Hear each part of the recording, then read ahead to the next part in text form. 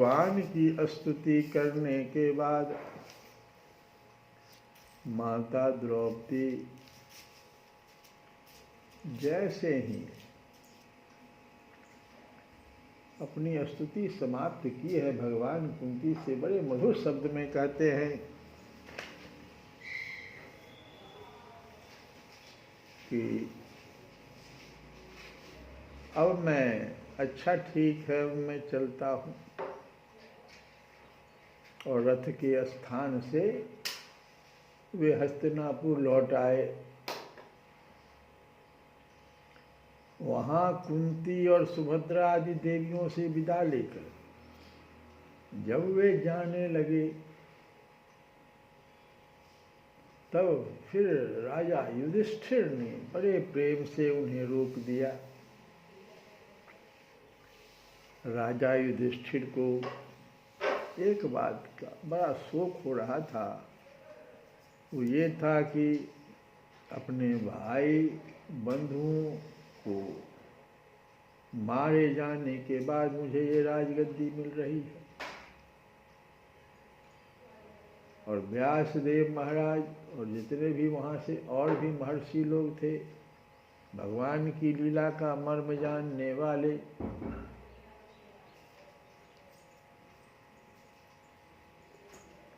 वे लोग बहुत चेष्टा किए युधिष्ठिर को समझाने का, लेकिन उन्हें सांत्वना नहीं मिला, उनका शोक नहीं मिटा। तो सूत जी कहते हैं, शौनकादि ऋषियों धर्मपुत्र राजा युधिष्ठिर को अपने स्वजनों के वध से बड़ी चिंता हुई। हो ही जाएगी, स्वजन जो मारे गए तो वे अविवेक युक्त चित्त से स्नेह और मोह के वश में होकर कहने लगे, राजा युधिष्ठिर मोह में फंस गए हैं, तो किस प्रकार से कह रहे हैं कि भला इस मुझ दुरात्मा के हृदय में बद्ध मूल हुए इस अज्ञान को तो देखो। मैंने सियार कुत्तों के आहार इस अनात्मा शरीर के लिए अनेक अक्षौहिणी सेना का नाश कर डाला। एक अक्षौहिणी सेना की बात नहीं है, अनेक अक्षौहिणी सेना का नाश कर डाला। एक अक्षौहिणी सेना में 65,600 घुड़सवार होते हैं, 21,870 रथ और 21,870 हाथी। इतने ही रथ इतने ही हाथी हुए और घुड़सवार हो गया 65,600। और पैदल वाले कितना है? 1,09,350 ये पैदल वाले होते हैं। इन सबों को मिलाकर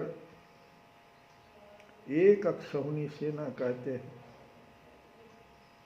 और युधिष्ठिर जी कह रहे हैं कि हमने कितनी अनेकों अक्षौहिणी सेना को, साथ में भाई बंधुओं को मार डाला। मैंने बालक, ब्राह्मण, संबंधी, मित्र, चाचा, ताऊ, भाई बंधु और गुरुजनों से द्रोह किया है। करोड़ों वर्षों में भी नरक से मेरा छुटकारा नहीं हो सकता। यद्यपि शास्त्र का वचन है कि राजा यदि प्रजा का पालन करने के लिए धर्म युद्ध में शत्रुओं को मारे तो उसे पाप नहीं लगता, फिर भी इन बातों से मुझे संतोष नहीं होता। स्त्रियों के पति और भाई बंधुओं को मारने से उनका मेरे द्वारा यहाँ जो अपराध हुआ है, उसका मैं गृहस्थोचित यज्ञ याज्ञादि कर्मों के द्वारा मार्जन करने में समर्थ नहीं हूँ। जैसे कीचड़ से गंदला जल स्वच्छ नहीं किया जा सकता, मदिरा से मदिरा की अपवित्रता नहीं मिटाई जा सकती, वैसे ही बहुत से हिंसा बहुल यज्ञों के द्वारा एक भी प्राणी की हत्या का प्रायश्चित नहीं किया जा सकता। तो सूत जी कहते हैं इस प्रकार राजा युधिष्ठिर भगवान से कह रहे हैं, प्रजाद्रोह से भयभीत हो गए, फिर सब धर्मों का ज्ञान प्राप्त करने की इच्छा से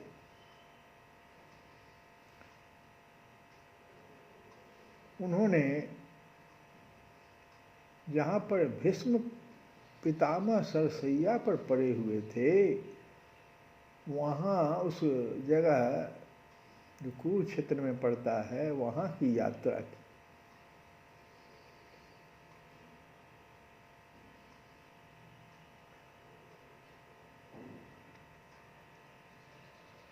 शौनकादि ऋषियों उस समय उन सब भाइयों ने स्वर्ण जटित रथों पर, जिनमें अच्छे अच्छे घोड़े जुते हुए थे, सवार होकर अपने भाई युधिष्ठिर का अनुगमन किया। उनके साथ व्यास, धौम्य आदि जितने भी ब्राह्मण वहाँ थे वे भी थे। शौनक जी अर्जुन के साथ भगवान श्री कृष्ण भी रथ पर चढ़कर चले। उन सब भाइयों के साथ महाराज युधिष्ठिर की ऐसी शोभा हुई मानो यक्षों से घिरे हुए स्वयं कुबेर ही जा रहे हों। अपने अनुचरों और भगवान श्री कृष्ण के साथ वहाँ जाकर पांडवों ने देखा कि भीष्म पितामह स्वर्ग से गिरे हुए देवता के समान पृथ्वी पर पड़े हुए हैं। उन लोगों ने उन्हें प्रणाम किया। शौनक जी उसी समय भरतवंशियों के गौरव रूप भीष्म पितामह को देखने के लिए सभी ब्रह्मर्षि, देवर्षि और राजर्षि वहाँ आए। पर्वत, नारद, धौम्य, भगवान व्यास, बृहदस्व, भरद्वाज, शिष्यों के साथ परशुराम जी, वशिष्ठ, इंद्र, प्रमद, त्रित, धृत, समद, असित, कक्षीवान, गौतम, अत्रि, विश्वामित्र, सुदर्शन तथा और भी सुखदेव आदि शुद्ध हृदय महात्मागण एवं शिष्यों के सहित कश्यप, अंगिरा पुत्र बृहस्पति आदि मुनिगण भी वहाँ पधारे।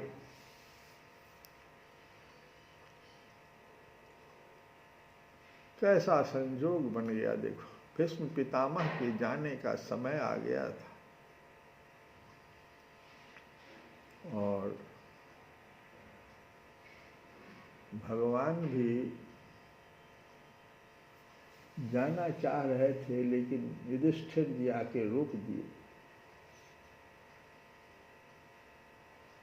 बड़े प्रेम से रोक लिया।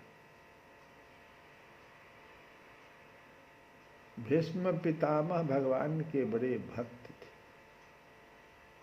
उनके जाने का समय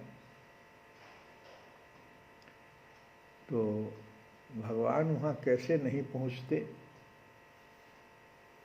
और जब भगवान स्वयं वहाँ पहुँच गए तो उस समय तक जितने भी बड़े बड़े ब्रह्मर्षि, देवर्षि, राजर्षि,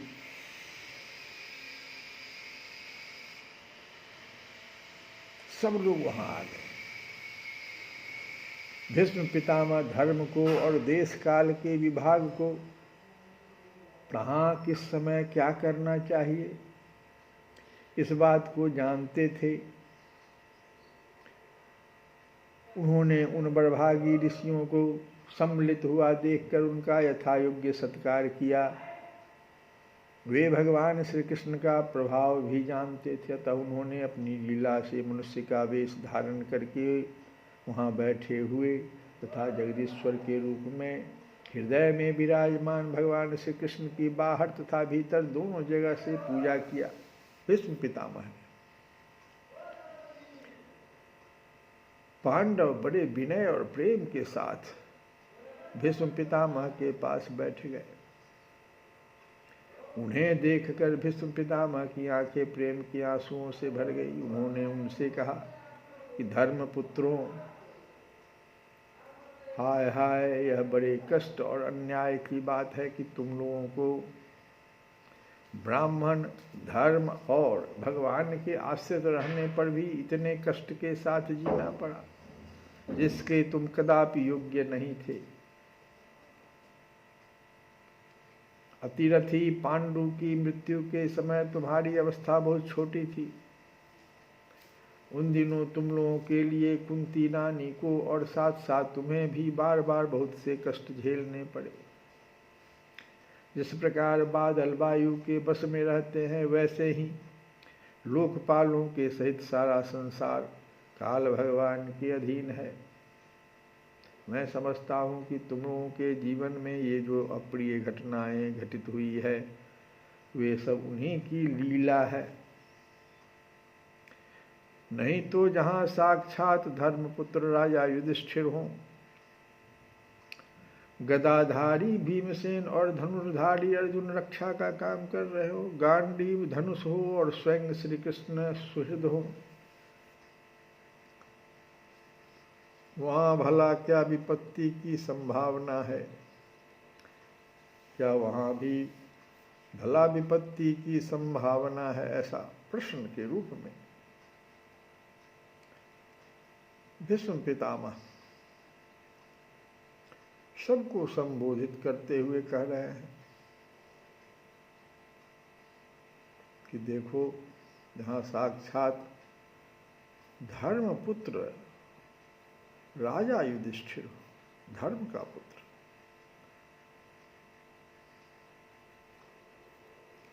और भगवान स्वयं श्री कृष्ण सुहृद हों सबके, वहाँ भी विपत्ति की क्या संभावना हो सकती है? ये काल रूप श्री कृष्ण कब क्या करना चाहते हैं, इस बात को कभी कोई नहीं जानता। बड़े बड़े ज्ञानी भी इसे जानने की इच्छा करके मोहित हो जाते हैं।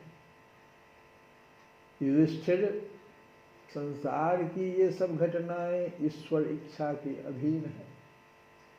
उसी का अनुसरण करके तुम इस अनाथ प्रजा का पालन करो, क्योंकि अब तुम ही इसके स्वामी और इसे पालन करने में समर्थ हो। और इतना ही नहीं, कहते हैं भीष्म पितामह कि जो तुम्हारे साथ ये चल रहे हैं, ये साक्षात भगवान हैं। ये श्री कृष्ण ही साक्षात भगवान हैं। ये सबके आदि कारण और परम पुरुष नारायण हैं। अपनी माया से लोगों को मोहित करते हुए ये यदुवंशियों में छिप कर लीला कर रहे हैं। इनका प्रभाव अत्यंत गूढ़ एवं रहस्यमय है। युधिष्ठिर, उसे भगवान शंकर, देवर्षि नारद और स्वयं भगवान कपिल ही जानते हैं। ये तीन के बारे में भीष्म पितामह ने कहा कि भगवान श्री कृष्ण को भगवान शंकर, देवर्षि नारद और स्वयं भगवान कपिल ही जानते हैं, जिन्हें तुम अपना मेरा भाई, प्रिय मित्र और सबसे बड़ा हितु मानते हो, तथा जिन्हें तुमने प्रेम बस अपना मंत्री, दूत और सारथी तक बनाने में संकोच नहीं किया है, वे और कोई नहीं, स्वयं परमात्मा है। इन सर्वात्मा, समदर्शी, अद्वितीय, अहंकार रहित और निष्पाप परमात्मा में उन ऊंचे नीचे कार्यों के कारण कभी किसी प्रकार की विषमता नहीं होती। युधिष्ठिर, इस प्रकार सर्वत्र सम होने पर भी देखो तो सही, वे अपने अनन्य प्रेमी भक्तों पर कितनी कृपा करते हैं। यही कारण है कि ऐसे समय में, जबकि मैं अपने प्राणों का त्याग करने जा रहा, देखो इनकी कृपा हमारे ऊपर। मैं अपने प्राणों का त्याग करने जा रहा हूँ। ऐसे समय में इन भगवान श्री कृष्ण ने मुझे साक्षात दर्शन दिया है।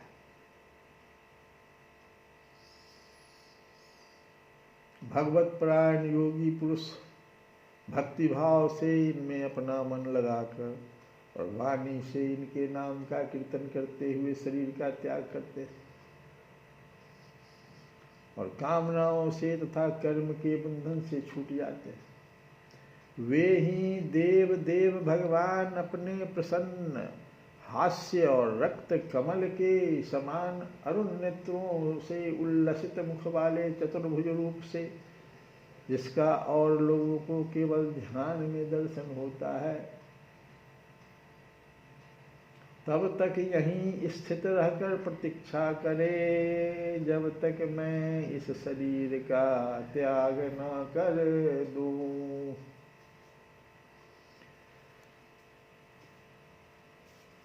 अपनी इच्छा इन्होंने व्यक्त कर दिया कि प्रबल प्रेम के पाले पर कर, प्रबल प्रेम के पाले पर करे, प्रभु को नियम बदलते देखा, प्रभु को नियम बदलते देखा, प्रबल प्रेम के पाले पर कर, प्रभु को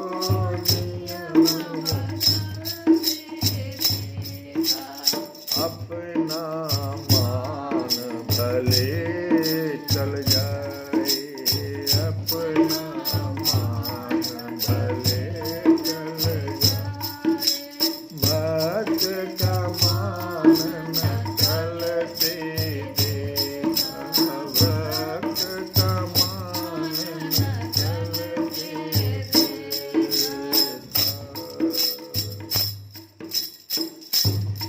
ओ जिनकी केवल कृपा दृष्टि से सकल विश्व को पलटे देखा, उनको गोकुल गौरस पर 100 बार मचलते देखा, प्रबल प्रेम के पाले पर कर, प्रभु को नियम बदलते देखा, जिनके चरण कमल कमला के करतल से न निकलते देखा, उनको विजय करील कुंज में कंटक पथ पर चलते प्रबल प्रेम के पाले पर कर, प्रभु को नियम बदलते देखा, अपना मान भले चल जाए, भक्त का मान न चलते देखा, भक्त का मान न चलते देखा। श्री कृष्ण गोविंद हरे मुरारे नाथ नाथ।